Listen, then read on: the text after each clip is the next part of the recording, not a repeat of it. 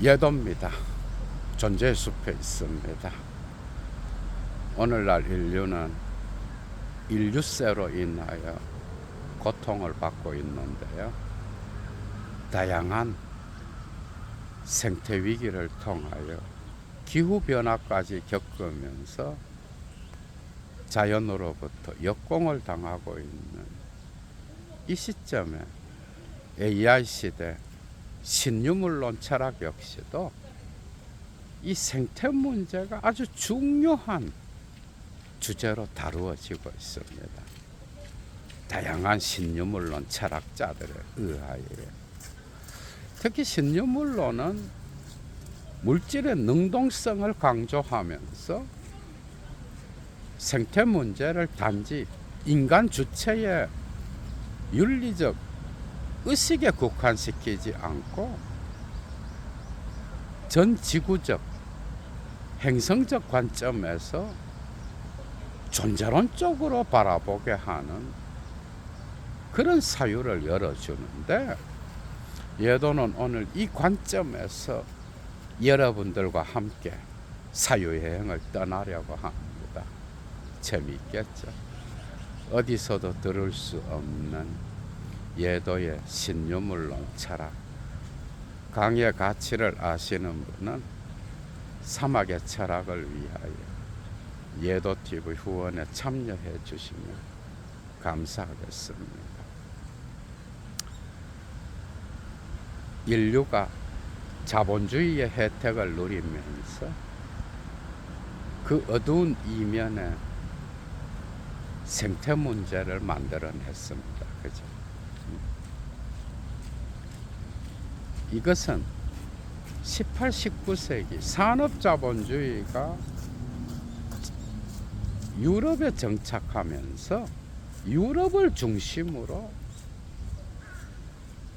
인류세의 문제는 이미 시작되었다라고 해도 과언이 아니야.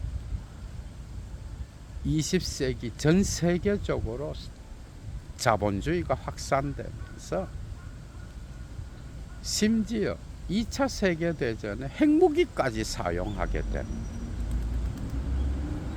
그래서 많은 환경철학자들은 이 인류세를 1950년에 그 출발점을 두는 그런 경우가 많은데, 특히 크리스천을 중심으로.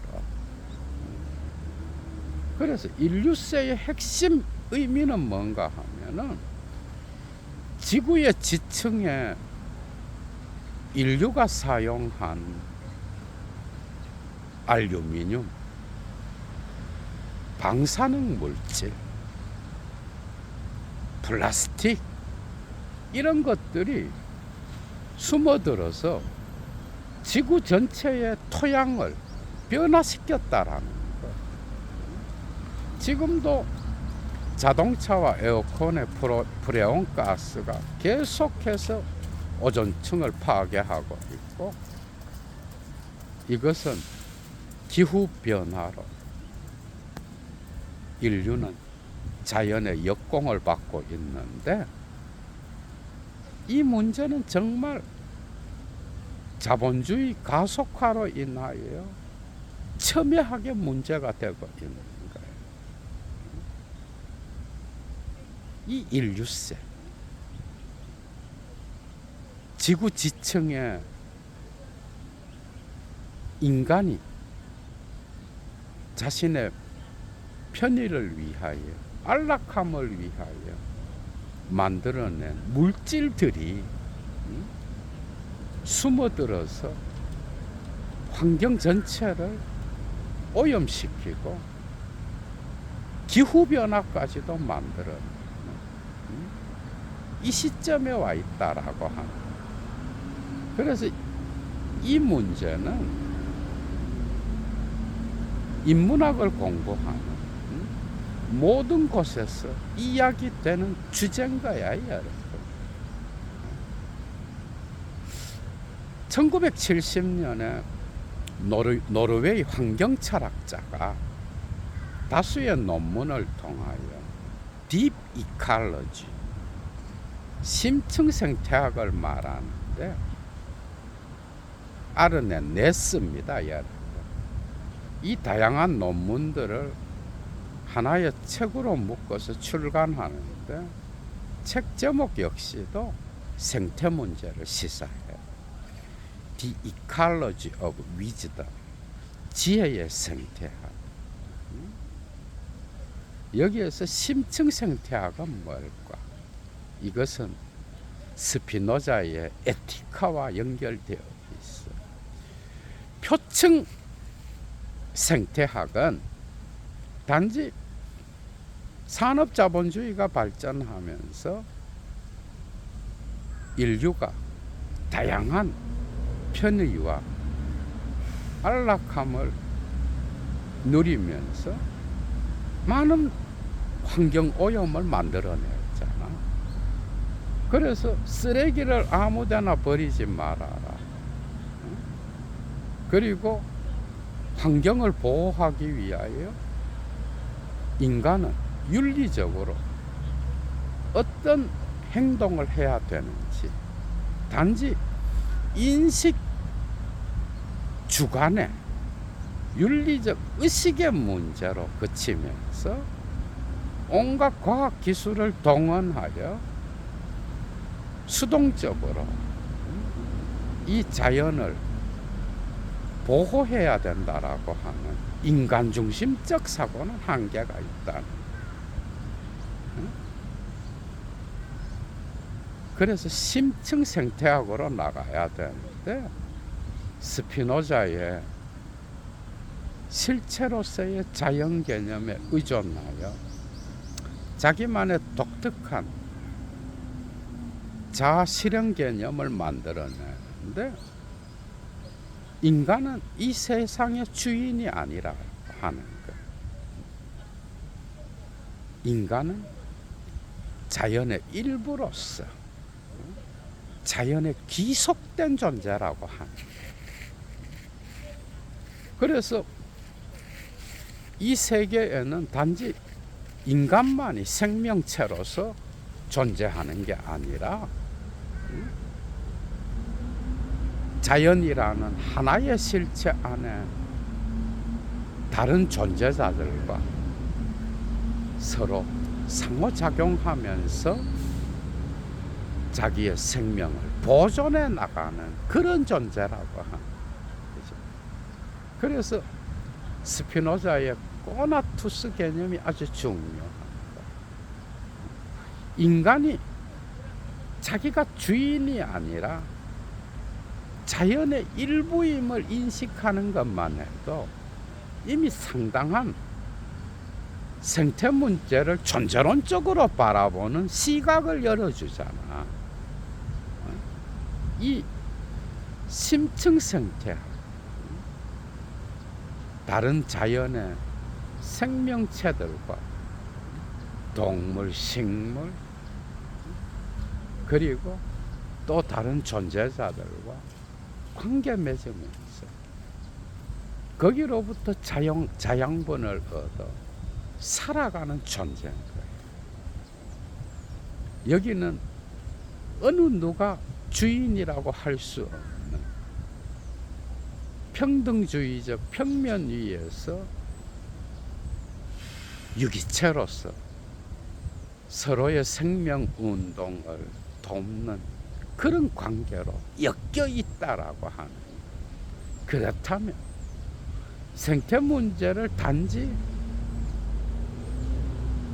인간이 소비하는 쓰레기를 제대로 처리하고 자연을 보호해야 된다라는 그 구호에 그치는 것으로는 뭔가 약하다는 거예요. 인간은 생명체로서 자연의 일부라고 하는 스피노자가 에티카에서 가르쳐주는 이 명제, 이걸 인지할 때 생태 위기를 접한 인간은 자기 자신의 위치를 존재론적으로 바라볼 수 있게 한다는 거예요. 그래서 20세기에 아르네네스의 심층 생태학은 환경보호 운동 그리고 다양한 이 환경의 문제를 해결하는 데에 언제나 언급되는 그런 담론이었어요. 여러분. 그런데 1990년부터 신유물론이 급부상하면서 아르네네스의 이 스피노자에 근거한 자연 개념 나투라가 문제가 되는 거예요. 여러분. 재미있죠, 그죠? 예도와 함께 여러분들이 지금까지 신유물론 철학을 공부해 왔는데 신유물론 철학에서 물질은 단지 수동적인 관점에서 인간과 상호작용하는 게 아니라 물질 자체가 능동성을 갖는다는 거잖아. 그죠? 이것은 각 시대의 물리학에 의해서도 증명돼. 철학은 언제나 그 시대의 물리학과 같이 갑니다. 예. 고대 그리스의 데모크리토스부터 아리스토텔레스를 거쳐 스토아 철학, 그리고 근대 뉴턴에 이르기까지 물질은 언제나 외부의 다른 물질과의 상호작용, 반작용에 의하여 규정됐어. 그죠? 물론 이 세계에는 로고스가 있었고 헤라클레이토스, 그리고 영혼과 같은 그런 어떤 존재가 있어서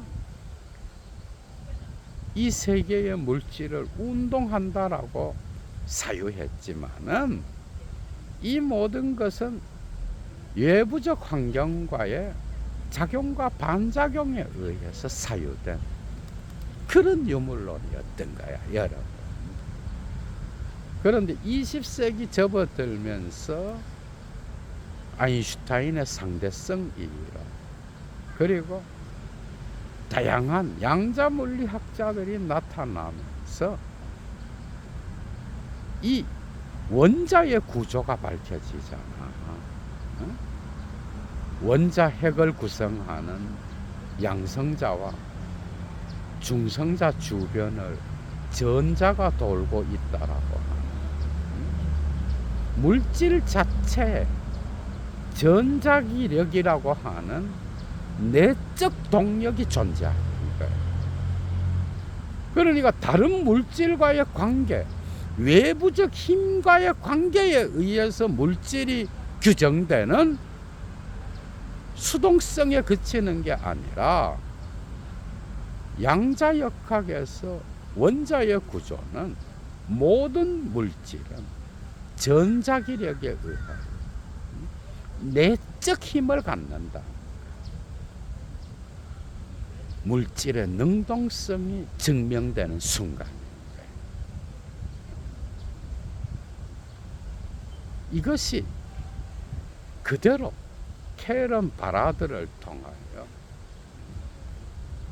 관찰자와 관찰 대상에 서로 뗄 수 없이 얽혀 있음의 관계, 모든 관계를 통하여 객체들이 생산된다라고 하는 독특한 양자역학적 사유를 갖고 하이데거의 존재론을 적용하여 이 세계의 물질의 능동성, 의미를 창조하는 인간 중심적 세계가 아니라 의미와 물질이 서로 얽혀서 세계와 우주의 질서를 창조한다라. 이 물질의 능동성이 정말 중요한 사유가 되잖아. 그죠? 그래서 브리노 라투르 같은 신유물론 철학자, 인류학자죠. 에 따르면 행위자 네트워크 이론에는 단지 인간이 중심이 아닙니다. 물질과 인간, 비인간, 기계, 이 모든 것들이 연결되어 한 사회를 네트워크로 구성한다라는 거잖아.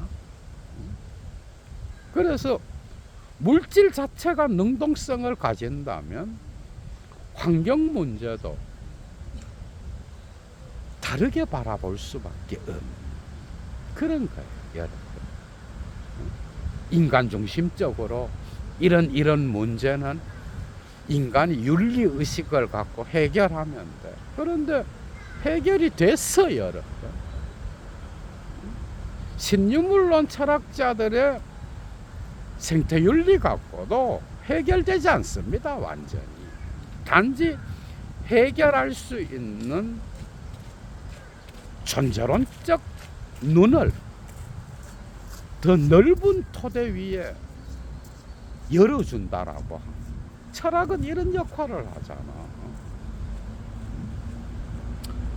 지금 당장 대한민국에 이재명 대통령의 어떤 메가 프로젝트 발표에서도 이 문제를 볼 수 있는 거예요. 호남 반도체 클러스터가 조성되면 그것과 함께 원전은 반드시 건설돼야 되잖아. 그런데 이 문제를 단지 대한민국의 경제의 관점에서만 바라보면 아무런 논의를 할 필요가 없는, 그죠? 문제가 없는 것처럼 보이잖아요. 신유물론 철학의 관점에서 환경 문제로 들어가게 되면은 스택을 썼던 미국의 신유물론 철학자 벤자민 브러튼의 관점에서 또 이걸 바라보면 전 지구적 행성적 관점에서 테라포밍을 하게 되면 어떤 전 지구적 컴퓨터 연산의 관점에서 어디에다가 원전을 지을 건지 대한민국 전체에서, 그리고 더 좁게는 호남 지방에 어디에 원전을 건설하여 반도체 클러스터를 서포트할 건지, 이것을 대한민국 전체의 관점에서 컴퓨터 연산을 하여 환경 파괴를 덜 일으킬 수 있는 어떤 결과물이 나타나겠지, 그지? 그 계산에 의하여 이 생태 문제를 어느 정도 해결할 수 있는 거예요. 문명이 발전하면서 특히 자본주의 시대 이후에는, 그죠? 이 생태 문제를 완전히 해결하는 그런 철학이나 담론이나 어떤 이론은 제시될 수 없어요, 여러분. 이론은 제시될 수 없다니까. 문명을 포기하든지 원시 시대로 돌아가든지 그냥 인간이 자연과 함께 사는 그 시대가 아니면 이 환경 문제는 나타날 수밖에 없는 거예요. 이 문제는 그렇게 쉬운 게 아니야. 많은 환경학자들, 환경론자들, 환경운동가들 인권단체에서 활동하는 사람들이 환경을 보호하라 라고 외치면서 자기는 자동차를 타고 다녀요. 이게 현실이야, 여러분. 어? 겨우 인간이 할 수 있는 것은 문명의 이 길을 포기하지 않는 이상 이 문제는 완전히 해결되지 않아. 코로나 이후로 많은 사람들이 배달해서 먹잖아. 한 끼 식사를 배달시켰을 때 거기에 얼마나 많은 플라스틱 일회용 그릇들이 배달돼요, 여러분.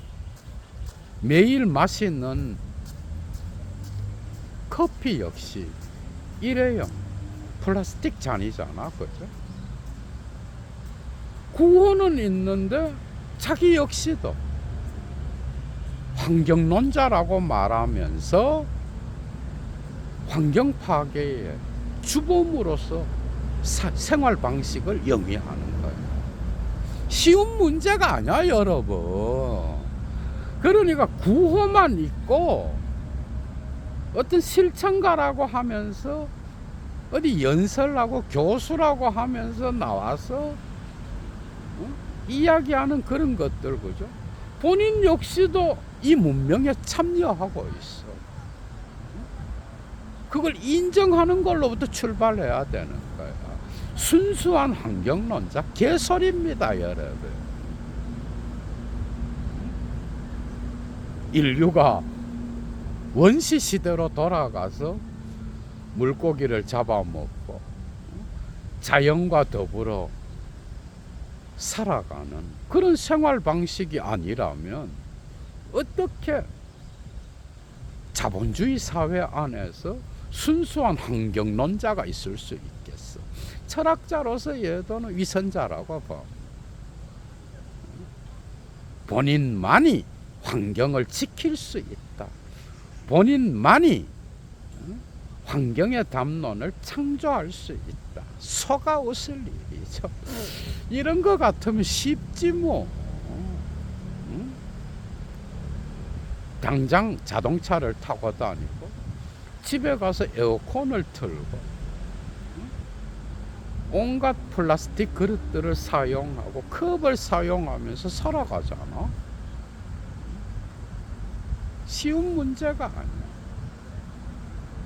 그래서 벤자민 브레트는 이 지구의 생태학은 단지 자연에 의해서만 구성되는 게 아니라 인간의 기술 역시도 여기에 참여하고 있다. 디지털 객체들의 세계, 스택의 세계, 전 지구적인 플랫폼의 세계 역시 환경을 조성하는 생태의 중심에 있다라. 당연하죠, 그죠? 유쿠이의 코스모 테크닉스 개념 역시도 이 AI 기술 자본주의 시대에 인공지능 디지털 객체들 역시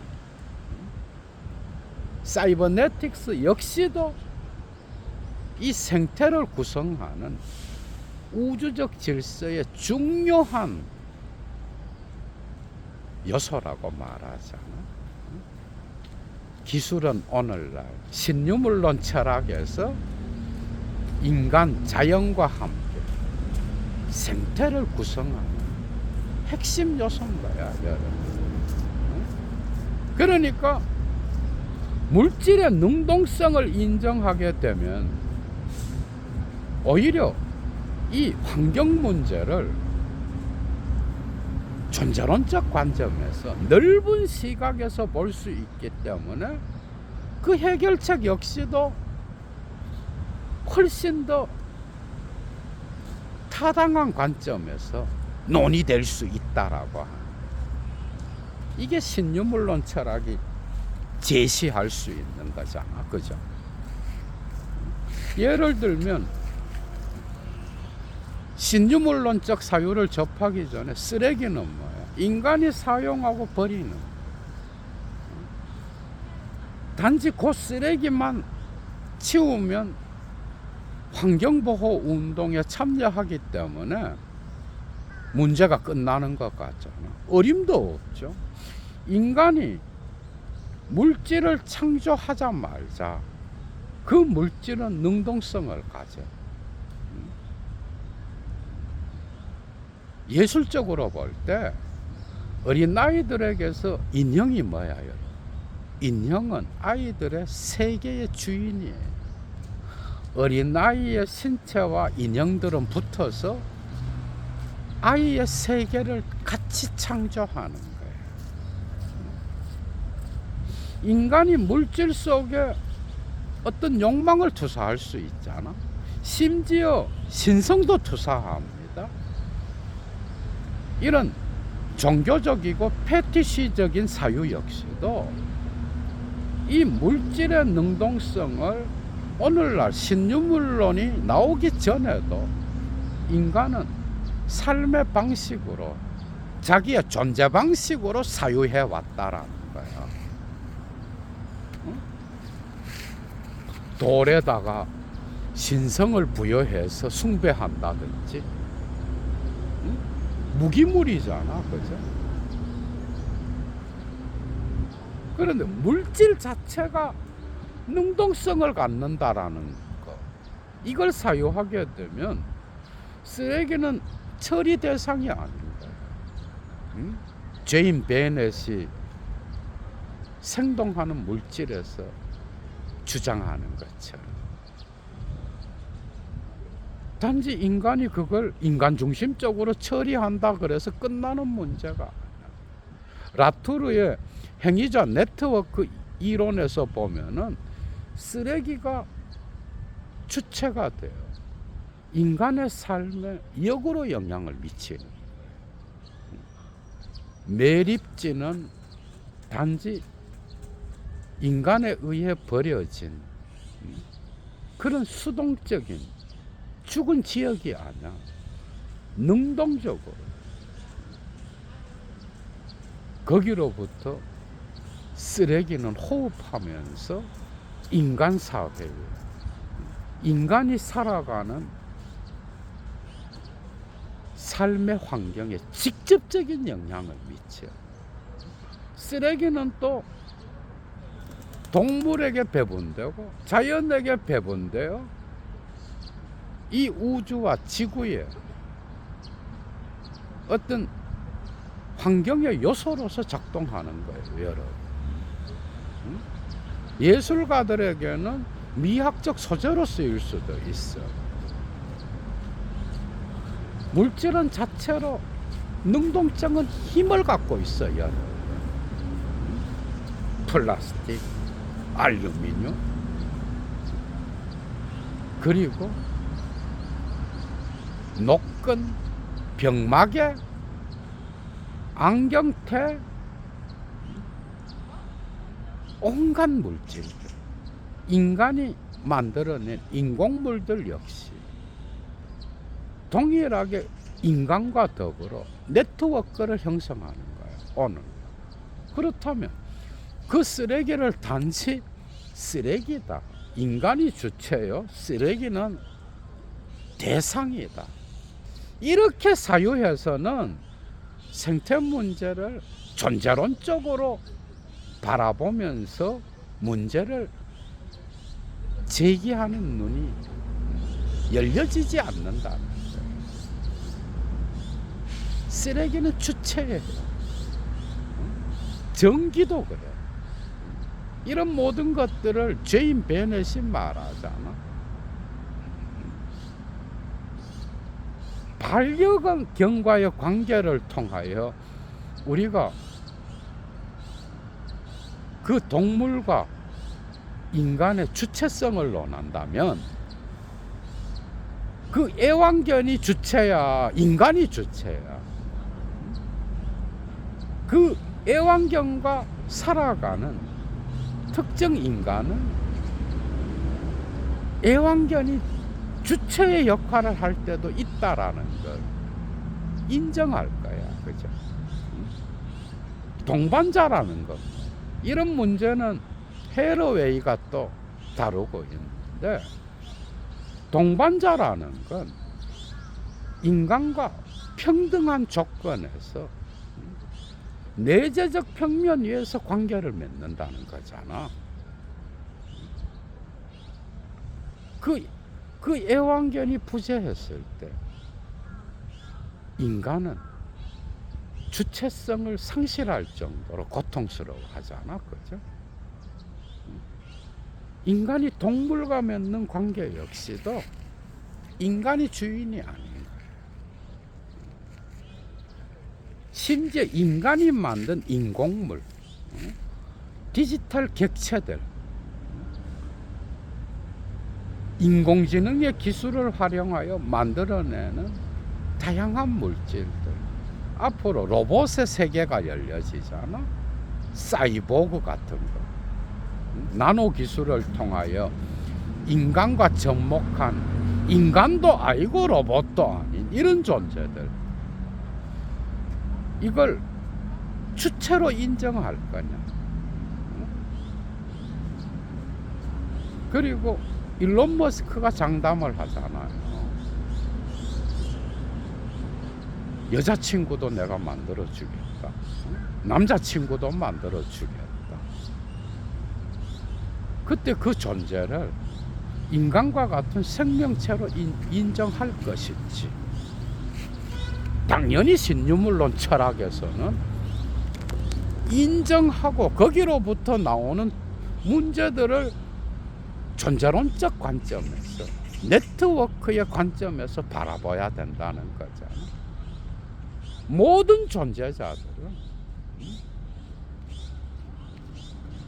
이 세계와 사회를 형성하는 행위자인 거야. 주체인 거야, 여러분. 물질의 능동성은 이걸 가르치는 거예요. 단지 인간이 중심이 되어 이 세계를 구성하는 게 아니라 인간과 비인간, 자연과 비자연, 인공적인 것과 자연적인 것, 기계적인 것과 인간적인 것, 이 모든 것들이 함께 어우러져서 전 지구적으로 세계의 플랫폼을 형성하는, 상호 주체적이요. 인간이 주체라면 물질 역시도 주체인 거야. 그런 상호 네트워크적 관계에서 환경의 위기를 만드는 게 뭔지를 우리가 사유하게 되면은 환경 파괴의 주범을 단지 인간으로만 둘 것인지, 아니면 그 인간이 맺고 있는 물질과의 관계, 전반적인 관계를 전부 고려하여 환경 문제의 해결책을 제시할 것인지 완전 달라지잖아. 신유물론의 핵심적인 생태윤리가 있다면 이 모든 전 지구적 관점에서 인간과 비인간이 함께 세계를 만들어가고 있다면 그것이 관계의 존재론으로 연결되어 있다면 특정 관계의 지점을 파괴하면 그건 곧 인류 전체의 파괴와 같다. 신유물론의 생태윤리가 있다면 이런 거예요. 물질의 능동성을 인정하면서 인간의 능동성을 함께 고려할 때 거기서 나타나는 환경의 문제, 전 지구적 관점에서 존재론적인 문제로 나타나게 되죠. 사물을 바라보는 눈 역시도 완전히 달라지는 거예요. 얘를.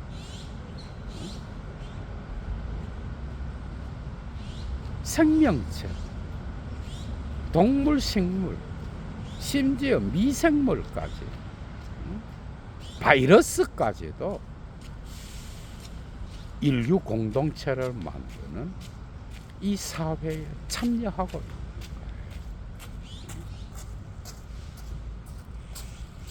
사물의 능동성, 이 주체성을 인정하고 그걸로부터 환경 문제를 논한다면 인간은 훨씬 더 넓은 관점에서 이 문제를 바라볼 수 있는 거야. 그죠? 인간은 결코 뒤로 갈 수 없습니다. 계속해서 발달하고 있는 산업자본주의에서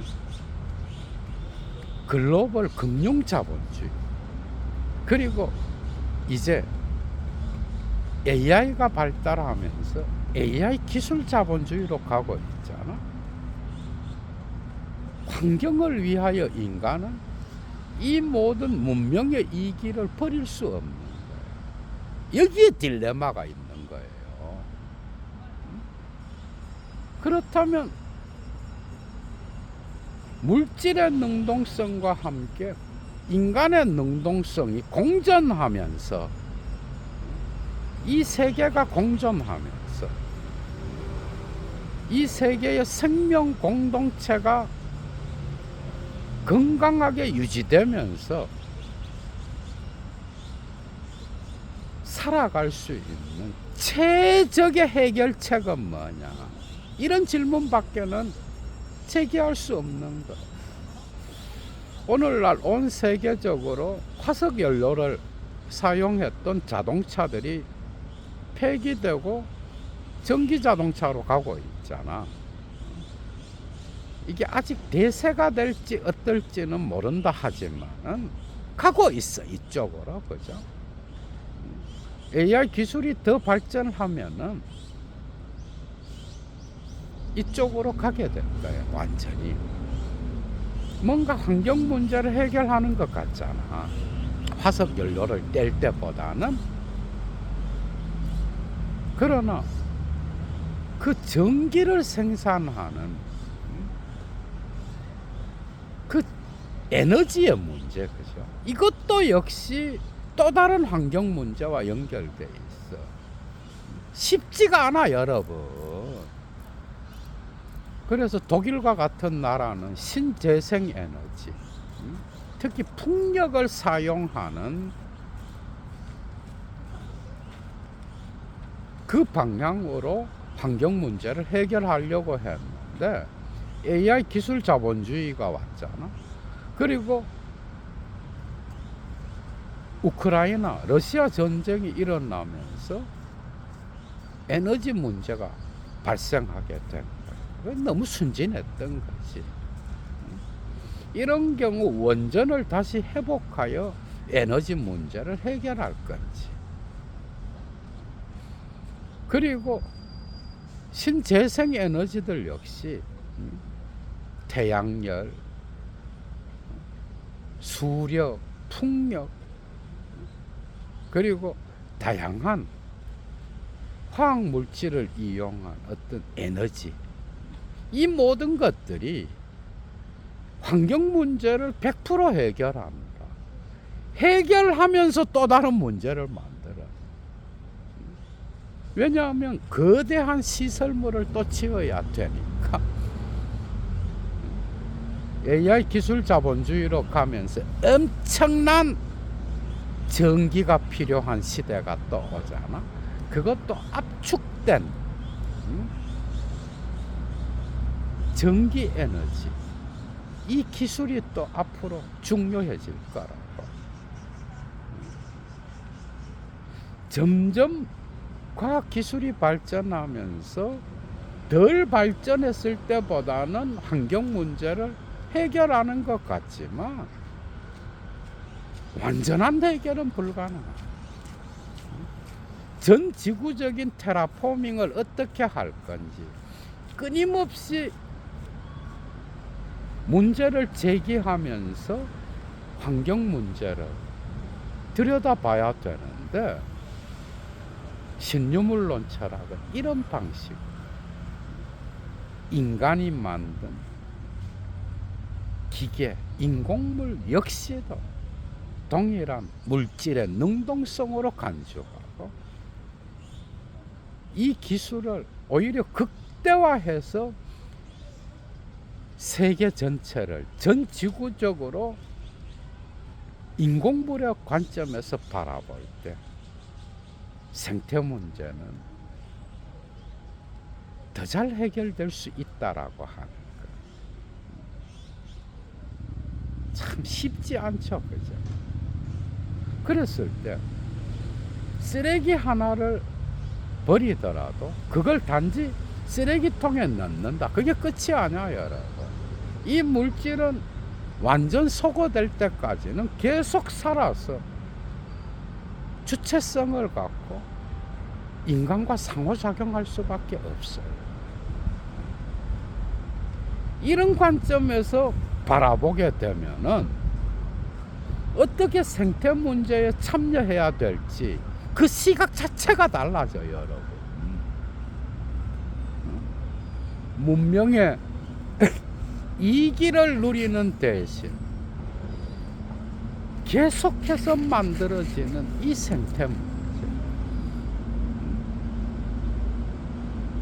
이걸 해결하면 또 저 문제가 나타나고, 저 문제가 나타나면 또 이 문제가 나타나는 이런 시대, 그죠?